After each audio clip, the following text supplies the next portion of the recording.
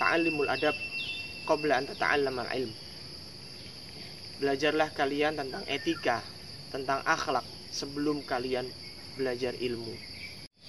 Assalamualaikum warahmatullahi wabarakatuh. Alhamdulillah wa syukurillah wassalatu wassalamu ala rasulillah wala hawla wala quwwata illa billah.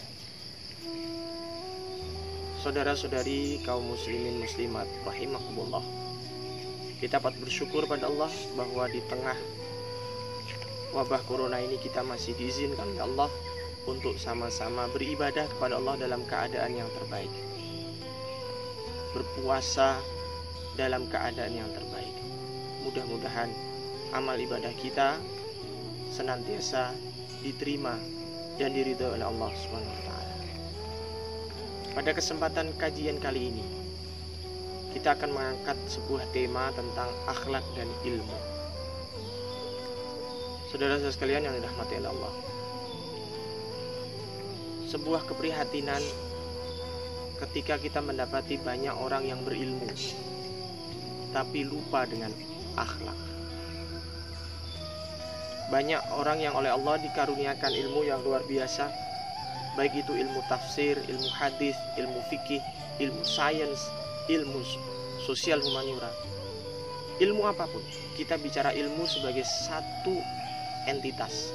Kita tidak mendikotomikan antara ilmu agama dan ilmu umum. Semuanya bermuara kepada ilmu Allah Subhanahu wa taala. Teruskan rahmatullah Allah. Nah, ini keprihatinan yang luar biasa. Mereka punya ilmu, tapi mereka menggunakan ilmu itu dengan sewenang-wenang. Mereka bersikap sombong dengan ilmunya itu.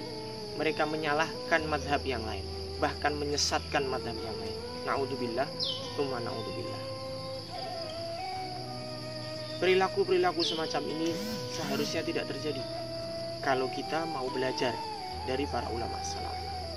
Jadi ulama salaf, ulama terdahulu itu banyak sekali memberikan contoh kepada kita bagaimana seharusnya kita mencari ilmu, bagaimana seharusnya kita menuntut ilmu. Kata Imam Malik, ta'allimul adab qabla an tata'allamal ilm. Belajarlah kalian tentang etika, tentang akhlak sebelum kalian belajar ilmu. Ini menunjukkan bahwa penting sekali kita memastikan bahwa akhlak itu sudah beres, baru kemudian berbicara tentang ilmu. Kenapa demikian? Karena ini ada kaitannya. Ada kaitannya. Ulama yang lain mengatakan al-adab tafhamul ilm. Etika, akhlak itu akan memudahkan seseorang dalam menuntut ilmu. Sehingga barangkali ketika kita sulit dalam menyerap ilmu, itu boleh jadi kalau kita muhasabah mungkin dikarenakan kurangnya adab kita, kurangnya akhlak kita. Karena itu ada kaitannya. Semakin baik akhlak kita, maka insya Allah ilmu itu akan semakin mudah masuk dalam pikiran kita. Saudara sekalian rahmati Allah. Bahkan kalau kita bicara porsi, berapa sih porsi kita belajar tentang akhlak, dan berapa porsi kita mengamalkan akhlak, dan berapa porsi kita menuntut ilmu, maka para ulama mengatakan mereka belajar ilmu. Nahnu ta'allamna al-adab 30 aman wa ta'allamna al-ilm 20 aman. Mereka mengatakan kami belajar adab itu 30 tahun dan belajar ilmu itu 20 tahun. Ini menunjukkan porsi akhlak ini luar biasa. Diperhatikan oleh para ulama bahwa mereka belajar bagaimana berakhlak yang baik. Nilai-nilai itu diterapkan dalam waktu yang lebih lama dibanding belajar ilmu pengetahuan. Saudaraku yang dirahmati Allah, mungkin muncul pertanyaan dalam benak kita, kenapa harus akhlak? Kenapa tidak yang lain? Ini pertanyaan yang wajar. Yang pertama, karena akhlak itu merupakan tolak ukur iman dan tauhid seseorang. Ya, seorang yang beriman itu dia harus memiliki akhlak yang baik, akhlak yang mencerminkan Al-Quran dan Al-Hadis. Bahkan Sayyidatina Aisyah radhiyallahu anha pernah berkata, kana khuluqul Quran, adalah akhlak Rasulullah itu seperti Al-Quran. Ini menunjukkan bahwa Rasulullah itu seperti apa yang dilakukan Rasulullah itu cerminan isi Al-Quran. Dan itu benar, dalam prakteknya terjadi. Kita semua ingat bagaimana seorang badui yang pernah buang air kecil, mohon maaf, di masjid. Kemudian tiba-tiba para sahabat marah, bahkan mereka ada yang memotong lehernya dengan pedangnya. Kemudian Nabi mengatakan bersabar, bersabarlah para sahabat. Apa yang dilakukan? Nabi mengatakan bersihkanlah, tunggulah sampai si badui itu menyelesaikan buang hajatnya. Setelah itu bersihkan, sucikan. Karena sesungguhnya si badui tadi tidak tahu bahwa itu najis. Dia tidak punya ilmu tentang itu. Ini menunjukkan keagungan akhlak dari Rasulullah SAW. Yang kedua, kenapa harus akhlak? Karena akhlak itu merupakan syarat penyerta dari takwa.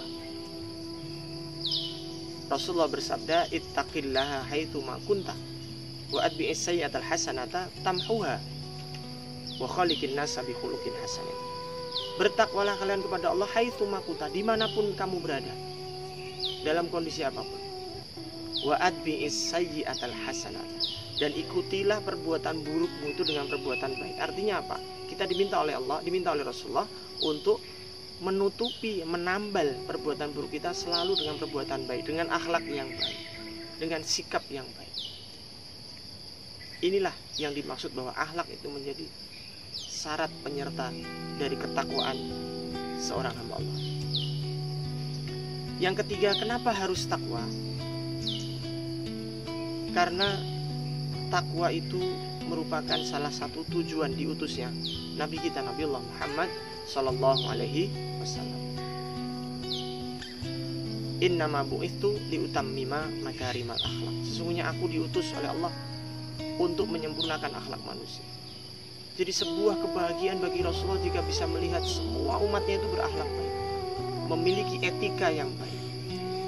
Itu adalah keinginan Rasulullah Sallallahu Alaihi Wasallam kepada seluruh umatnya, seluruh pengikutnya.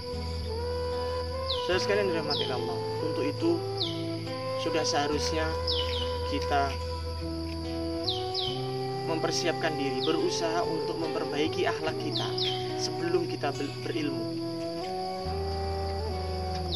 Di samping kita berusaha untuk memperbaiki akhlak kita, membiasakan dengan kebiasaan-kebiasaan yang baik, kita juga memohon kepada Allah agar diberikan akhlak yang baik.